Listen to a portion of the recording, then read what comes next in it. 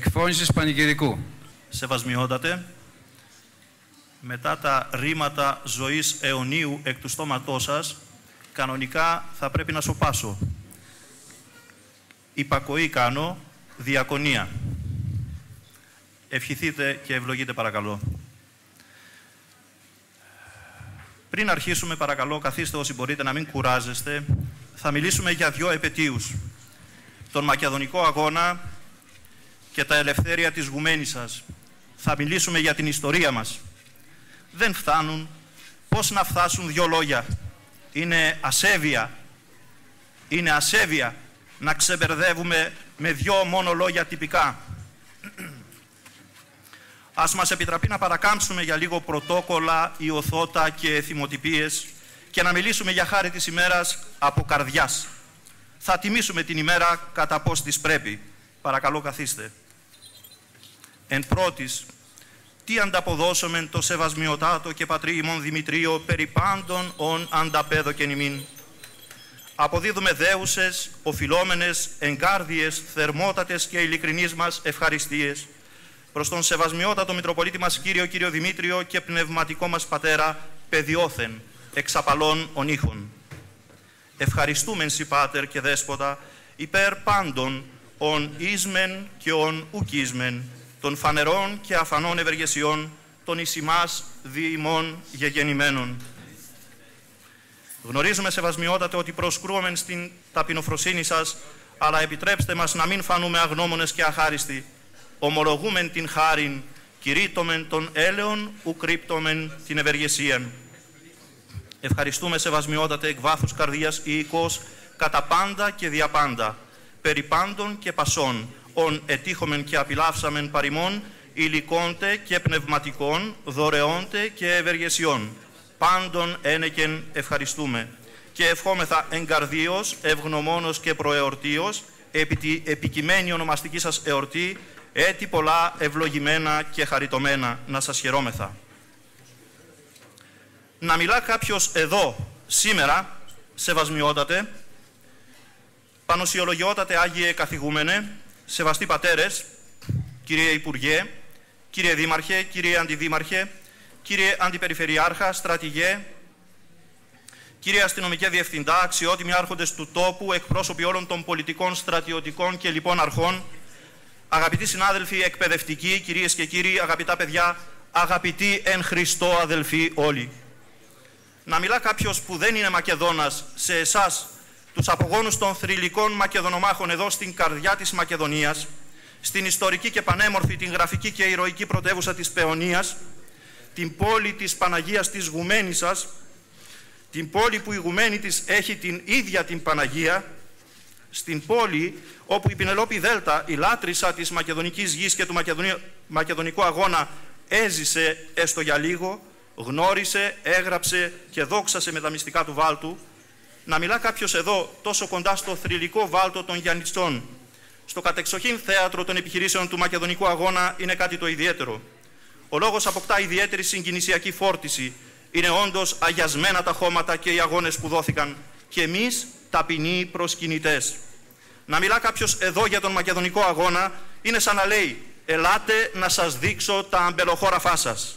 Κινδυνεύει να εκτεθεί και να παρεξηγηθεί. Γι' αυτό προκαταβολικά ζητούμε συγγνώμη να μην παρεξηγηθούμε. Δεν είναι επουδενή μάθημα ιστορίας τα όσα θα υποθούν. Ευλαβικό μνημόσυνο είναι.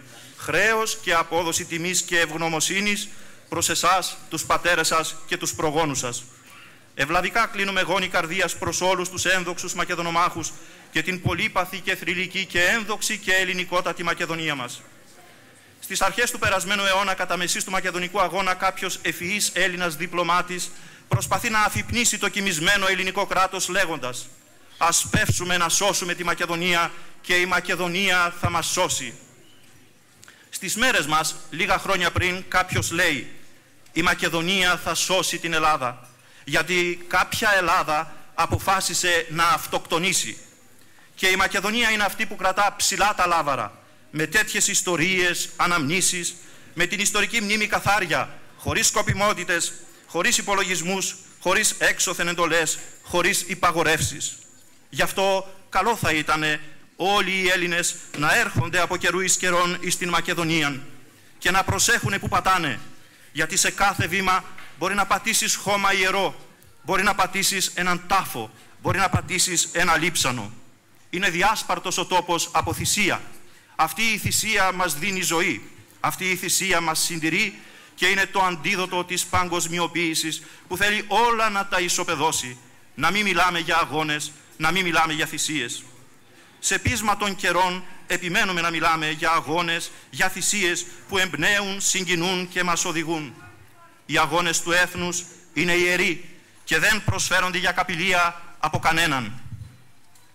111 χρόνια από την έναρξη του Μακεδονικού Αγώνα το 1904, 103 χρόνια από την απελευθέρωση της Γουμαίνισσας το 1912 γιορτάζουμε σήμερα, που πάει να πει θυμόμαστε, σεβόμαστε, διδασκόμαστε.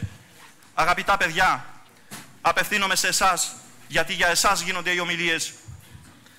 Ξετυλίγουμε την ιστορία μας σαν παραμύθι, ένα αληθινό παραμύθι.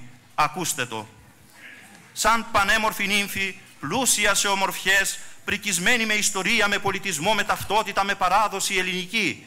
Νύφη ζηλευτή η Μακεδονία μας, χώρα νευραλγική, σε θέση κλειδί, πραγματικό σταυροδρόμι ανάμεσα σε Δύση και Ανατολή, με συμβασία γεωστρατηγική.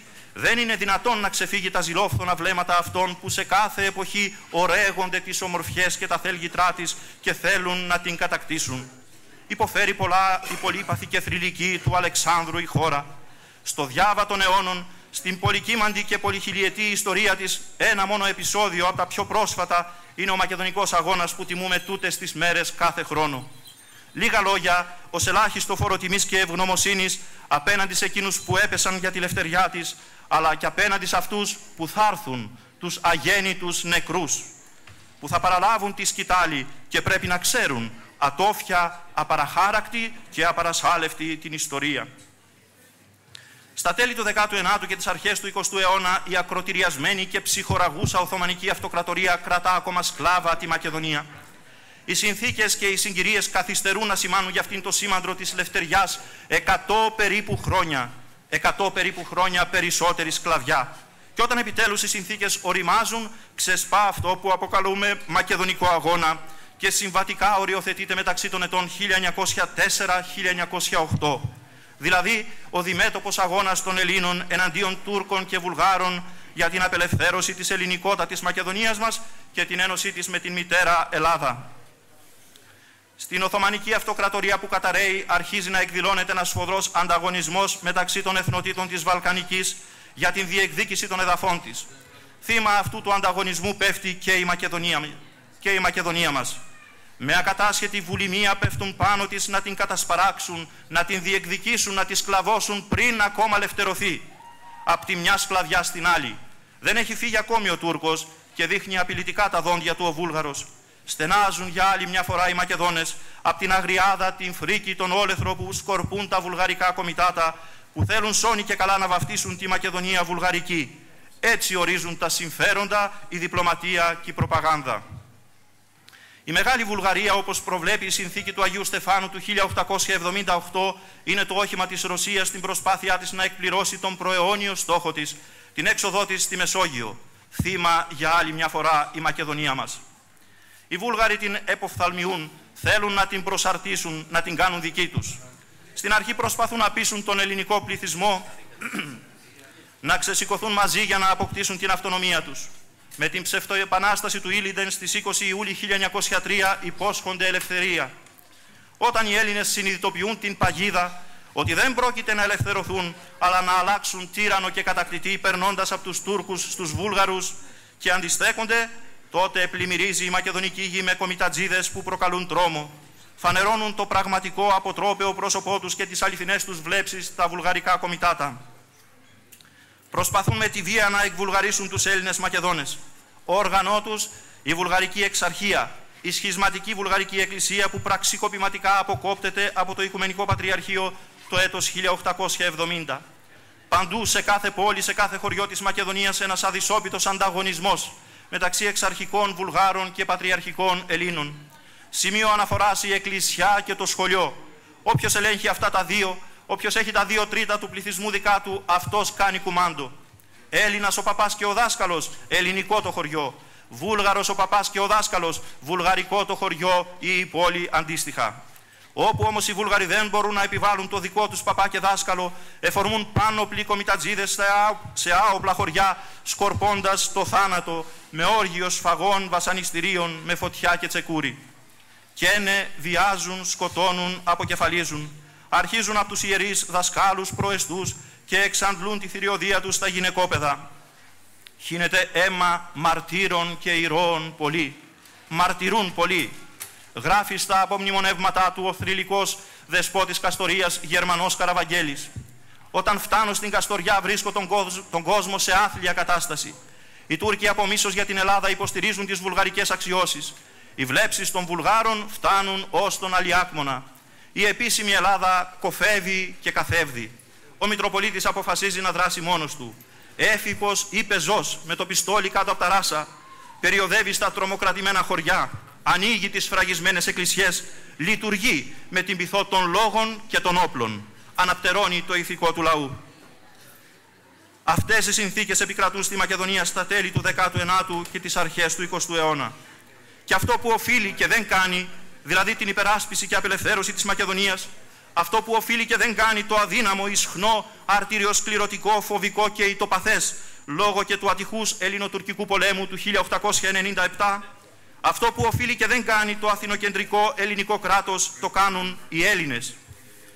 Οι απανταχού πανέλληνες, οι Μακεδονομάχοι, γενναίοι αγωνιστές από κάθε γωνιά της ελληνικής γης, ντόπιοι Έλληνες Μακεδόνες, ελληνόφωνοι και σλαβόφωνοι, Ρουμελιώτες, Μωραΐτες, Μανιάτες, Κρήτες, Θεσσαλίοι, Πυρώτες, Στεριανοί και νησιώτες, άνθρωποι των γραμμάτων και απλοί ξωμάχοι, πλούσιοι και φτωχοί σπέβδουν στη Μακεδονία, άνδρες παλικάρια, αλλά και γυναίκες, λιγερόκορμες, εύθραυστες κοριτσίστικες μορφές, με καρδιά λιονταριού, με αυταπάρνηση παλικαριού και γενναιότητα αντρίκια, δεν διστάζουν να καούν σαν λαμπάδες, φωτίζοντας το δρόμο της λευτεριάς. Δασκάλες νεομάρτυρες, σαν την Βελίκα Τράικου και πολλές άλλες. Σε αυτόν τον αγώνα συντάσσονται όλοι. Παλαϊκό προσκλητήριο, δεν λείπει κανείς.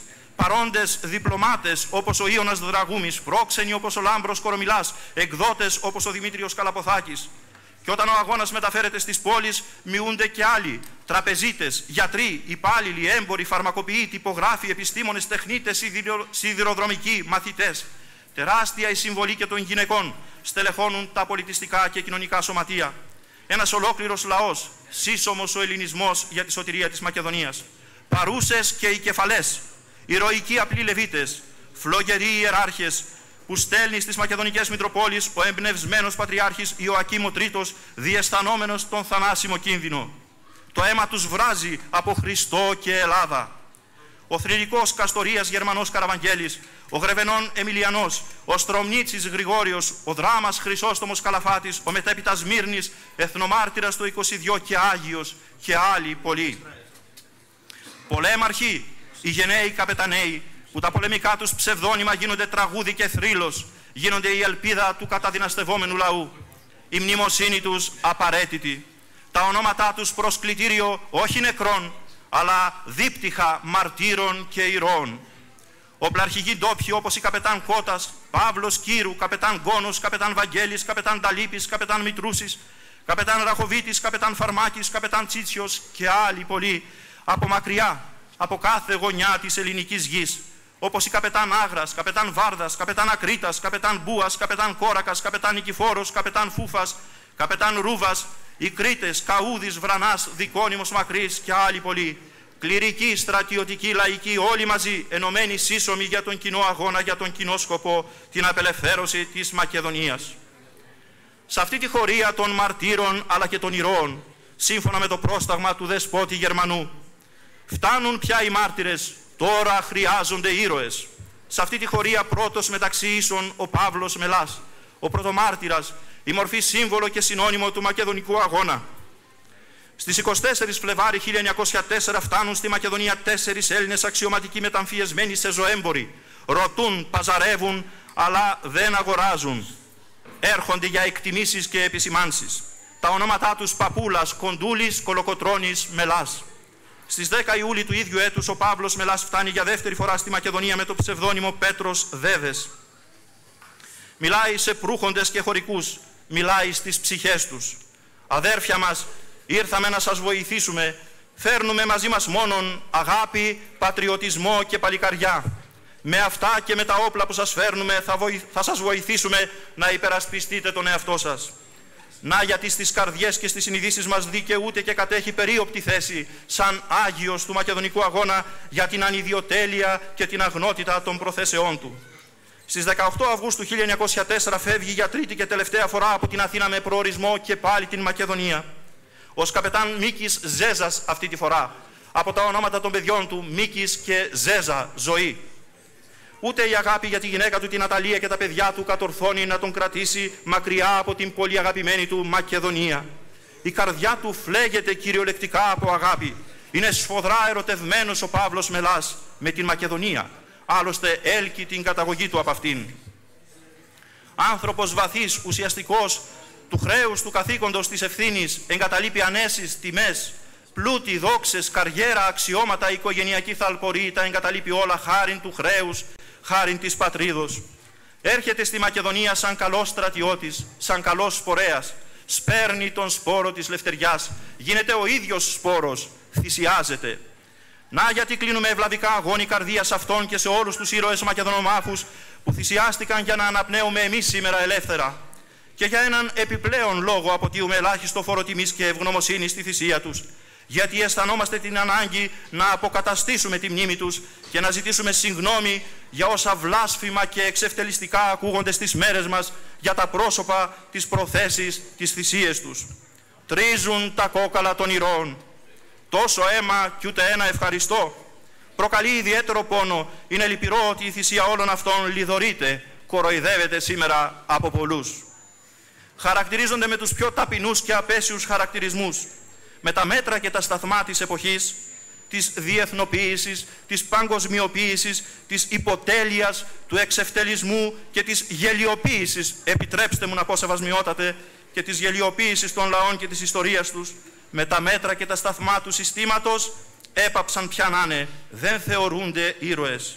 Σήμερα ήρωες είναι οι καρικατούρες των κινουμένων σχεδίων και τα τίποτα της τηλεόρασης. Αυτοί είναι οι σημερινοί ήρωες. Τι να πει κανείς, σημεία των καιρών. Η παρουσία του Παύλου Μελά στη Μακεδονία προδίδεται στο χωριό Στάτιστα, που σήμερα φέρει το όνομά του. Μετά από σύντομη μάχη και ανταλλαγή πυρών με τουρκικό απόσπασμα χτυπιέται. Λαβωμένος βγάζει το σταυρό του και τον δίνει στο σύντροφό του Πύρζα. Το σταυρό να τον δώσεις στη γυναίκα μου και το τουφέκι στο Μίκη το γιο μου, και να τους πεις το καθήκον μου έκανα. Ημέρα Τετάρτη, 13 Οκτώβρη 1904, ο χρόνος σταματά περί ώραν 5:30 απογευματινήν. Αφήνει την τελευταία του πνοή επάνω στη διψασμένη για αίμα ηρώων μακεδονική γη. Τον κλαίνε και οι πέτρες στη Μακεδονία που τόσο αγάπησε και αγαπήθηκε από αυτήν. Τον μυρολογούν μάνες Μακεδόνισσες. Τον θρηνεί και η Ελλάδα ολάκερη. Και ο εθνικός ποιητής Κωστής Παλαμάς του γράφει κατά πώς του πρέπει. Δεν είναι ο πρώτος νεκρός του αγώνα, ούτε ο τελευταίος. Είναι όμως αγνός, Λεβέντης. Είναι ο πιο γνωστός και επιφανής. Ο θάνατος του συντάραξε τη Μακεδονία και συγκλώνησε την Αθήνα. Η υπόθεση της Μακεδονίας μονομιάς παίρνει διαστάσεις πανελλήνιας εξόρμησης. Ο θάνατος του Λευτεριάς λείπασμα για τη Μακεδονία αφυπνίζει τις κοιμισμένες συνειδήσεις. Εγερτήριο σάλπισμα και εμβατήριο, το εμβατήριο του Παύλου Μελά για να αναλάβει επιτέλους δράση και η ελληνική πολιτεία. Η Μακεδονική ύπαιθρος οργανώνεται συστηματικά, χτίζονται κρυψώνες, ανοίγονται παραπόρτια, να κρύβονται και να φυγαδεύονται οι αγωνιστές. Τα μοναστήρια γίνονται κέντρα ανεφοδιασμού, τα σπίτια των γιατρών λιμάνια σωτηρίας των τραυματιών. Ο θάνατος του Μελά στέλνει στη Μακεδονία νέα σώματα, κύματα εθελοντών, καταφθάνουν όλο ένα από θάλασσα και ξηρά, σμίγουν για τον κοινό αγώνα. Η ένοπλη φάση του Μακεδονικού αγώνα τυπικά ολοκληρώνεται το 1908, ουσιαστικά όμως περιμένει δικαίωση, που με αυτήν την πάνδημη συμμετοχή των Πανελλήνων, με αυτόν τον παλαϊκό ξεσηκωμό, δεν αργεί να έρθει. Το ποθούμενο, όπως προφητικά λέει 2,5 αιώνες πριν ο Άγιος και φωτιστής των σκλάβων, ο εθνομάρτυρας και εθναπόστολος, ο εργάτης αλλά και προφήτης της λευτεριάς του γένους μας, ο Άγιος Κοσμάς ο Αιτωλός. Το ποθούμενο θα συμβεί όταν θα συμπέσουν δύο Πασχαλιές μαζί. Στα 1912 Πάσχα και Ευαγγελισμός συμπίπτουν, συνεορτάζονται στις 25 του Μάρτη του Ευαγγελισμού. Να οι δύο Πασχαλιές, οι δύο μεγάλες γιορτές. Με τους ένδοξους νικηφόρους Βαλκανικούς πολέμους του 1912-13, ένα μεγάλο τμήμα της Μακεδονίας μας ανακτά επιτέλους την ελευθερία του. Μεταξύ αυτών των ευλογημένων ελεύθερων περιοχών της ελεύθερης πια Μακεδονίας μας και η πανέμορφη Γουμαίνισσα, άξια και δίκαια. Με κέρια συμμετοχή στα τεκτενόμενα, στη σκλαβιά και στην ελευθερία, τα ιστορεί υπέροχα η μούσα του Μακεδονικού αγώνα, η Πινελόπη Δέλτα με την απαράμιλη πένα της. Στα μυστικά του βάλτου, νερομάνες, βαλτότοποι, λασπουριά, ήχοι περίεργοι, κουνούπια, επιδημίες, υγρασία που τρυπάει τα κόκαλα, ένας αθόρυβος και ανελαίητος αγώνας στο νερό και στην ξηρά. Εδώ γράφονται χρυσές, ηρωικές σελίδες της ιστορίας μας. Στα μυστικά του βάλτου υμνείται και δοξάζεται η Γουμαίνισσα με τους αγωνιστές της. Με κέρια συμβολή στα όπλα και στα γράμματα η Γουμαίνισσα, ή μάλλον στα γράμματα και στα όπλα, που συνετέλεσαν αμφότερα και ισόκυρα και ισοδύναμα εις την ελευθερία. Αξίζει να σημειωθεί για τη συμβολή των γραμμάτων στο μακεδονικό αγώνα ότι στο τέλος του 19ου αιώνα λειτουργούν στη Μακεδονία 180 μορφωτικά σωματεία, περίπου 1000 εκπαιδευτήρια με 1.700 δασκάλους και καθηγητές και πάνω από 70.000 μαθητές. Μια μεγαλειώδης εκπαιδευτική δραστηριότητα, μια πραγματική ειρηνική εκπαιδευτική και μορφωτική επανάσταση πριν την ένοπλη επανάσταση. Αυτή είναι η πρώτη φάση του μακεδονικού αγώνα. Σε αυτήν την εκπαιδευτική δραστηριότητα μετέχει και η Γουμαίνισσα. Άξια και δίκαια ακολουθεί τη μοίρα της ελεύθερης Μακεδονίας μας. Απόδειξη για τη συμβολή της στα ελληνικά γράμματα είναι το ένδοξο μεγαλοπρεπέστατο υπερδιδακτήριο που όμοιο του δεν συναντά κανείς παρά μόνο σε λίγες ελληνικές πόλεις. Προϊόν εράνου αλλά και δωρεάς του μεγάλου πατριώτου και τοπικού ευεργέτου και ήρωος Θάνου Ζελέγκου, με πρωτοστάτη του έργου τον τότε Μητροπολίτη Εδέσης Ιερόθεο, εκκλησιαστικό προϊστάμενο της Γουμαίνισσας στην εποχή εκείνη. Ιδρύεται κατά τη διάρκεια των δύσκολων χρόνων της πρώτης φάσης του μακεδονικού αγώνα, μεσούσης της βουλγαρικής προπαγάνδας, ενώ εντείνεται ο βίαιος εκβουλγαρισμός. Και μαζί με την φιλεκπαιδευτική αδελφότητα, αγαπητά παιδιά, ξέρω γιατί μιλάτε, για να σταματήσω να πάρω μια ανάσα. Παρακαλώ. 5 λεπτά είναι ακόμα. Και μαζί με την φιλεκπαιδευτική αδελφότητα που ιδρύεται επίσης την ίδια εποχή το 1878, διαδραματίζουν πρωτεύοντα σπουδαιότατο, σημαντικότατο ρόλο στην όλη πνευματική και πολιτιστική κίνηση και ανάπτυξη της περιοχής, μα κυρίως στην στήριξη της ελληνικότητάς της. Απτά δείγματα και τα δύο, και το διδακτήριο και η αδελφότητα του πόσο πολύ τιμούν οι Γουμενισιώτες τα γράμματα, τα ελληνικά γράμματα. Άνθρωποι φωτισμένοι όπως οι διδάσκαλοι των εκπαιδευτηρίων, επιστήμονες όπως ο γιατρός Άγγελος Σακελαρίου, προϊστάμενος του Ελληνικού Κομιτάτου της Γουμαίνισσας, που αλληλογραφεί με τον Παύλο Μελά, προσωπικός και στενός φίλος του Ιωνα Δραγούμη, τον οποίο και υποδέχεται 2 φορές στη Γουμαίνισσα. Πνευματικοί άνθρωποι με σημαντικότατη δράση υπολογίζουν και επενδύουν στην ελληνική παιδεία σαν φάρο και σαν ανάχωμα για να αποτρέψουν τον βίαιο εκβουλγαρισμό. Και όταν τα γράμματα παραχωρούν τη θέση τους στα όπλα, όταν η βουλγαρική προπαγάνδα με δόλια μέσα ανατρέπει κάθε ειρηνικό και δημιουργικό έργο, τότε οι Γουμενισιώτες τιμούν και τα όπλα. Περνούν στην ένοπλη φάση του μακεδονικού αγώνα. Τρανή απόδειξη για τη συμβολή τους στα όπλα είναι τα αξιόλογα σώματα ντόπιων οπλαρχηγών, όπως η αδελφή Δογιάμα, ο Ιωάννης Παπαγεωργίου, ο Ναούμης, ο Σιωνίδης, ο Καραϊσκάκης, αλλά και αξιωματικοί του τακτικού ελληνικού στρατού, όπως η Μωραΐτης, Φραγκόπουλος, Παπαδόπουλος, Καπουλίδης και άλλοι. Η σκοτεινή, ηρωική και πένθυμη περίοδος της σκλαβιάς της Γουμαίνισσας περικλείεται συμβολικά ανάμεσα σε 2 ηρωικές θυσίες. Αρχίζει με κρέμασμα του ηγουμένου της Παναγίας από Τούρκους σε Πλάτανο στην αρχή της τουρκοκρατίας. Κλείνει πάλι με κρέμασμα του πρωτομάρτυρα δάσκαλου του μακεδονικού αγώνα Ιωάννη Πίτσουλα από Βούλγαρους, πάλι σε Πλάτανο στο τέλος της δουλείας. Νομοτελειακές συμπτώσεις της ιστορίας, δεν ξέρω, ίσως. Αυτό που ξέρω είναι πως δεν φταίει ο Πλάτανος, αδέρφια.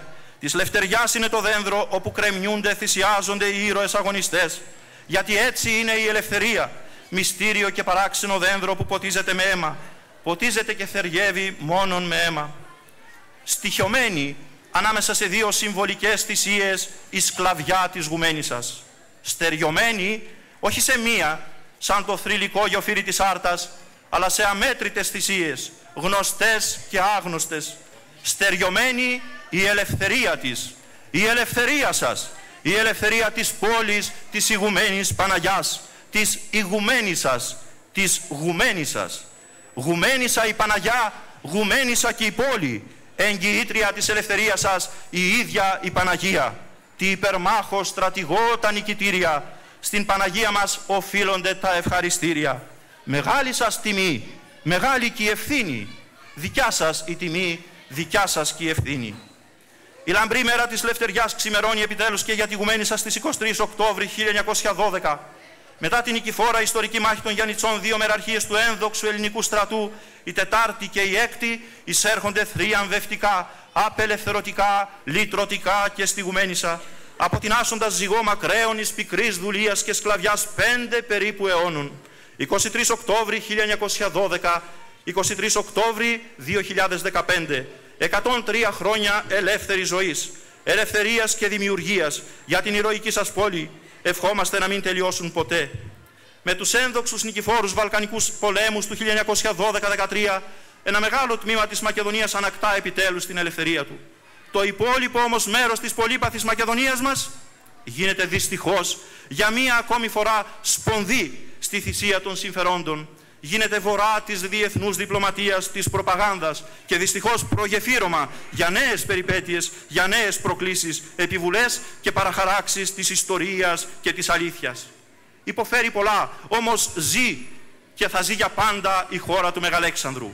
Για την ταυτότητά της ερίζουν, μαλώνουν πολλοί. Για την ταυτότητά της ακούμε πολλά, ανιστόρητα, φρικιαστικά, ανατριχιαστικά. Για την ταυτότητά της δεν χρειάζεται να μιλήσουν οι άνθρωποι. Μιλά από μόνη της η μακεδονική γη. Την απάντηση την κρατά καλά κρυμμένη στα σπλάχνα της χιλιετίες τώρα. Οι επιγραφές, τα μάρμαρα, σε τούτα εδώ τα μάρμαρα κακιά σκουριά δεν πιάνει.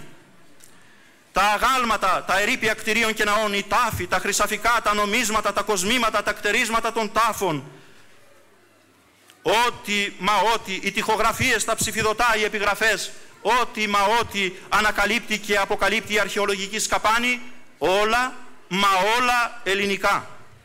Διαψεύδουν κατηγορηματικά τους πλαστογράφους. Όλα μαρτυρούν την καταγωγή της, πιστοποιούν την ταυτότητά της, διαφυλάττουν και διακηρύττουν την ιστορία της. Επιτρέψτε μας, σεβασμιότατε, στις εθνικές επετείους περί ιστορίας ο λόγος. Επιτρέψτε μας, παρακαλώ, να μην θεωρηθούμε εκτός θέματος. Σήμερα, σε αυτήν την πολυτάραχη εποχή, η ιστορία, η πιο βασανισμένη και βιασμένη από τις επιστήμες, κάνω θύμηση στην αγάπη σας ότι σήμερα η ιστορία μας βιάζεται, εκβιάζεται, παραβιάζεται, ξαναβιάζεται, βάλετε, διαβάλλεται, εκχωρείται, παραχωρείται, παραποιείται, παραχαράσετε, παραγράφεται, διαγράφεται, ξεγράφεται, ξαναγράφεται, πλαστογραφείται, εμπέζεται και ξεπουλιέται όσο από τους εμπόρους των εθνών στα παζάρια της διεθνούς διπλωματίας. Καλό είναι και χρήσιμο να τα θυμόμαστε αυτά. Και όλα αυτά σήμερα, και όλα αυτά όχι μόνο από ξένους εχθρούς και ανθέληνες, αλλά και από τα σχολικά μας εγχειρίδια, παρακαλώ. Τα σχολικά μας εγχειρίδια που δεν διστάζουν και βαφτίζουν συνοστισμό τον ξεριζωμό. Ονομάζουν στους χάρτες τους τα Σκόπια Μακεδονία. Για ελληνικά σχολικά βιβλία μιλάμε. Παρουσιάζουν την Εκκλησία ούτε λίγο ούτε πολύ σαν ό,τι πιο σκοταδιστικό, αναχρονιστικό και οπισθοδρομικό, σαν τροχοπέδι στις εξελίξεις, στην πρόοδο. Με απίστευτη γελιοποίηση, διαπόμπευση της πίστης, της παράδοσης, της ιστορίας, των ηθών, εθήμων, των ιερών και των οσίων.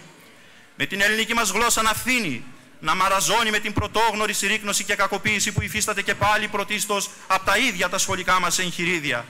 Με την ελληνική μας γλώσσα να φθήνει όχι πια σε μαλλιαρή, αλλά σε τριχωτή, επιτρέψτε μας, με λογιών ασχήμιες, με την υποτίμηση και τον εξωστρακισμό των δικών μας ποιητών, λογοτεχνών, της δημοτικής μας ποίησης, παράδοσης των δημοτικών μας τραγουδιών, σαν να μην έχουμε ιστορία, σαν να μην έχουμε πολιτισμό, παράδοση, σαν να μην έχουμε τίποτα, σαν να ερχόμαστε από το πουθενά, επέτες και ζητιάνοι, κομίτες της ιστορίας, και ας κουβαλάμε στις πλάτες μας όλου του κόσμου την ιστορία. Και όλα αυτά στα σχολικά μας εγχειρίδια, έτσι, για να ξέρουμε ποιος μας φταίει, να κάνουμε αυτοκριτική. Με κάθε τι δικό μας να θεωρείται παλιό, άχρηστο, ακόμα και η ιστορία, με κυρίαρχο σύνθημα, φέρτε την ιστορία να την αλλάξουμε, φέρτε εισαγόμενα σκουπίδια να τα λατρεύσουμε, ό,τι ξενικό θεωρείται θεϊκό, ειδωλοποιείται, η προσήλωση στα ξένα, στα εισαγόμενα, αγγίζει μάλλον και υπερβαίνει τα όρια της ιστερίας, της ξενολαγνίας. Με κάθε τι δικό μας να πετιέται και να αλλάζεται, ακόμα και η ιστορία. Φέρτε την ιστορία να την αλλάξουμε, αυτή είναι η διέπουσα αρχή. Και για να μην παρεξηγηθούμε, αυτά δεν είναι τωρινά, μετρούν κάμποσες δεκαετίες, είναι όμως κλιμακούμενα, βαίνουν από το κακό στο χειρότερο, έφτασαν στο μη περαιτέρω. Με όλα αυτά και όχι μόνο, και με άλλα πλήστα όσα που δεν είναι της παρούσης, με όλα αυτά τα μεγαλεία, τα κατορθώματα, για να μην σας μαυρίσουμε την καρδιά, σεβασμιότατε, σας διαβεβαιώνουμε ότι την ποιοτική ανεπάρκεια των εγχειριδίων την αναπληρώνει η αξιοσύνη των εκπαιδευτικών. Σήμερα, σε αυτή την ταραγμένη εποχή και περιοχή μας, τα μηνύματα που εξακολουθεί να στέλνει ο μακεδονικός αγώνας είναι και πολλά και κρίσιμα. Εμείς οι σημερινοί νεοέλληνες, γόνοι της μακεδονικής γης, αλλά και απόγονοι των απανταχού πανελλήνων μακεδονομάχων, λέμε ναι στη συμφιλίωση και την ειρηνική συνύπαρξη των λαών. Η ειρηνική όμως συνύπαρξη και συμφιλίωση είναι δυνατή μόνο με θεμέλιο λίθο τον αμοιβαίο σεβασμό. Λέμε ναι στην αλληλεγγύη των λαών, όχι όμως στην εκμετάλλευση οποιασδήποτε μορφής. Ναι στην ειρήνη, όχι στον πόλεμο. Ναι στην αντικειμενική προσέγγιση της ιστορίας, όχι στην παραχάραξή της, όχι στο ξέπλυμα και ξεπούλημα της ιστορικής πραγματικότητας. Η ιστορία είναι και προϋπόθεση αλλά και εχέγγυο της ελευθερίας μας. Η ελευθερία μας εξαρτάται και από το εάν και από το πόσο καλά γνωρίζουμε την ιστορία μας. Τελειώνω, μία σελίδα. Χωρίς γνώση και σεβασμό της ιστορίας, η ελευθερία μας κινδυνεύει. Είμαστε καταδικασμένοι να ξαναζήσουμε ό,τι δεν γνωρίζουμε, να ξαναπάθουμε τα ίδια παθήματα για να μάθουμε, να ξανακάνουμε τα ίδια λάθη. Είναι νόμος της ιστορίας αυτός. Παζάρεμα της ιστορίας ισοδυναμεί με παζάρεμα της ελευθερίας.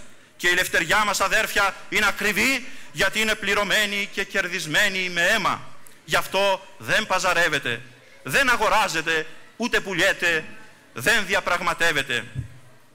Λέμε ναι στην ιστορική μνήμη, όχι στην ξενοφοβία, όχι στο ρατσισμό. Δεν έχουν θέση αυτά ούτε στην Εκκλησία ούτε στην Ελλάδα. Λέμε ναι στην ιστορική αλήθεια, όχι στο ψέμα. Και η ιστορική αλήθεια είναι μία, όπως μία είναι και η Μακεδονία μας και είναι ελληνική. Ζήτω ο μακεδονικός αγώνας, ζήτω η ένδοξη μακεδονομάχη μας, ζήτω η ένδοξη και θρυλική και ελληνικότατη Μακεδονία μας. Ζήτω η ηρωική σας πόλη Γουμαίνισσα. Και ένα ιστερόγραφο παρακαλώ, σεβασμιότατε. Κι αν σας κούρασα, κι αν κάπου σας πίκρανα, σας ενόχλησα, δεχθείτε παρακαλώ μαζί με την συγγνώμη μου και τούτο το τελευταίο μήνυμα. Θαρώ πως συμφωνείτε μαζί μου. Οι σούπες είναι μόνον για φαγητό και τα στρογγυλεμένα λόγια δεν ταιριάζουν με την ιστορία. Πάντα άξιοι της ελευθερίας, αδέρφια. Σας ευχαριστώ. Ευλογείτε, σεβασμιότατε.